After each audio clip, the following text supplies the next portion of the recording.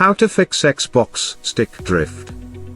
Xbox stick drift is a common issue where the controller's analog sticks register movement even when you're not touching them, causing your in-game character or cursor to move unintentionally.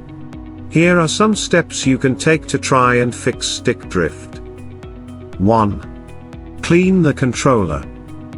Dust and debris can accumulate around the analog stick sensors, causing them to malfunction. Use compressed air or a small brush to clean around the base of the analog sticks.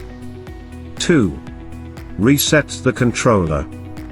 Sometimes, a simple reset can solve the issue. To reset your Xbox controller, remove the batteries for a few minutes, then reinsert them and turn the controller back on. 3. Update the controller firmware. Make sure your controller's firmware is up to date. You can do this by connecting the controller to your Xbox console or PC and checking for updates in the system settings. 4. Calibrate the controller. Xbox consoles have a built-in controller calibration tool that can help fix minor issues. Go to the Xbox settings menu, select Devices and Connections, then Accessories and finally, choose the controller you want to calibrate.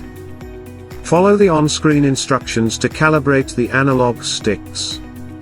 5. Adjust dead zones. Some games allow you to adjust the dead zones for the analog sticks, which can help mitigate stick drift. Check the settings menu of your game to see if this option is available. 6. Replace the analog sticks. If cleaning and calibrating the controller don't work, you may need to replace the analog sticks.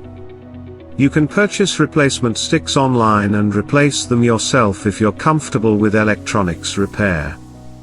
There are plenty of tutorials available online to guide you through the process. 7. Contact Glasgow Repair Centre.